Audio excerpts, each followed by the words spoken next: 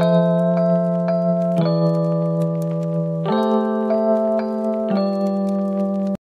الخير يا حبايب قلبي، تعالوا معايا يومي في الكلية. النهاردة ورايا امتحانين، ورايا امتحان يد ورايا امتحان جمباز.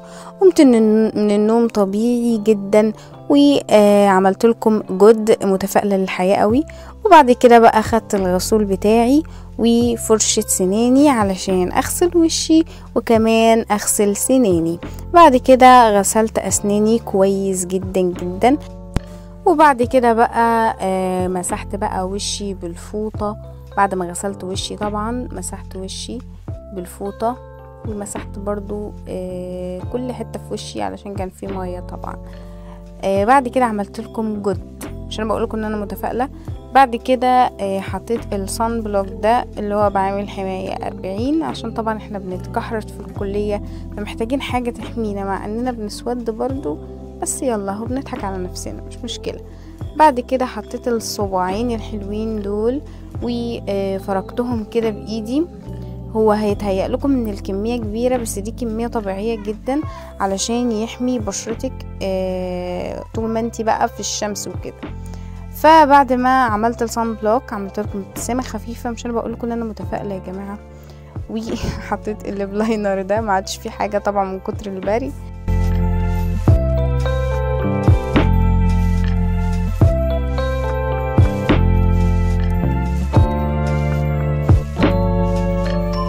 بعد كده بقى حطيت الروج بتاعي. انا بحب الدرجة دي قوي قوي قوي، يعني مهما تتخيلوا انا بموت في الدرجة دي. فطبعا زي ما انتم شايفين كده بحط الروج بتفاؤل قوي، يعني متفائلة جدا للكلية.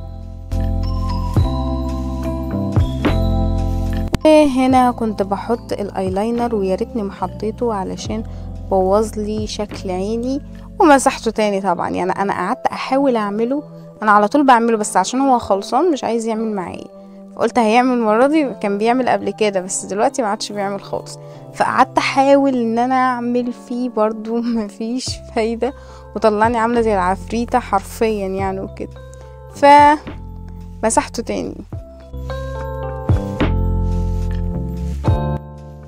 هنا بقى كنت بحط الماسكارا بتاعتي الغريبة دي. شفتوا الحركة؟ شفتوا؟ مش عارفة ايه الهبل اللي انا فيه ده، مش عارفة. هو الهبل ده بتاع الصبح طبعا عادي، فمعروف عند اي حد. فبعد ما حطيت الماسكارا عملت لكم برموشي كده. يا هبل يعني، الغباء عندي وراثة والله.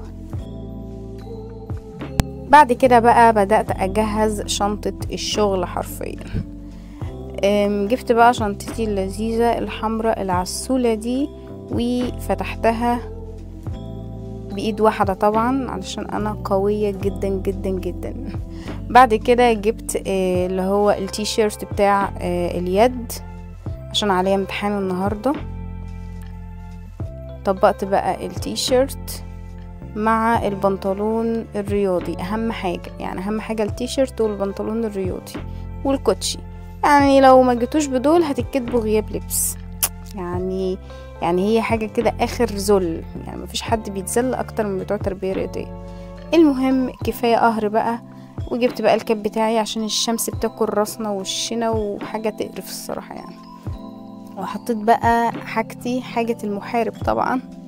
واهم حاجة ان انا منساش المية، علشان المية مهمة جدا جدا لينا سواء شتاء او صيف. احنا ما بنحسش بحاجة، احنا على طول بنحس بحر. بعد كده حطيت ادوات الميك اب بتاعتي، اهم حاجة طبعا يا جماعة. برضو حطيت الايلاينر اللي ما فيهوش ايلاينر. بعد كده حطيت الروج بتاعي وحطيت المراية بتاعتي. وبعد كده حطيت الصن بلوك بتاعي، قلنا لكم الصن بلوك ده مهم جدا.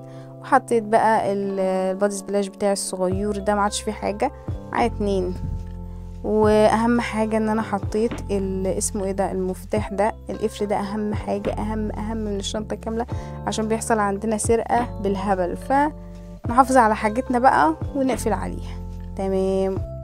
بعد كده جهزت الهدوم اللي انا هلبسها للكليه، وهنا ولبست كمان الشنطه بتاعتي الحمراء. وهنا بقى كنت في الطريق الى الكليه، وهنا وصلت للكحرته حرفيا للذل. وهنا كنت بفطر بصوا يا جماعة، تحس ان احنا والله رايحين نشحت مش رايحين نتعلم والله. يعني كمية ذل، قاعدين على الارض بقى وبناكل اي حاجة وكده والله تحس ان احنا رايحين نشتغل زي الناس اللي بتشتغل في الخضرية والحاجات دي، مش رايحين نتعلم.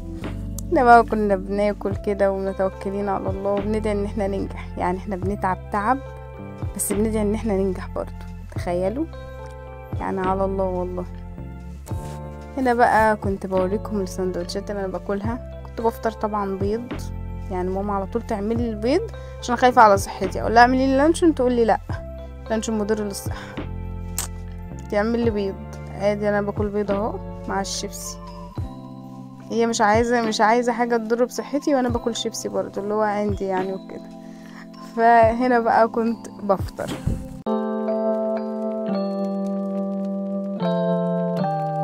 وهنا بقى كنت بجهز لامتحان اليد يا حلوين. طبعا مش باين عليه التوتر خالص، احنا رايحين نلعب حرفيا زي ما بيقولوا.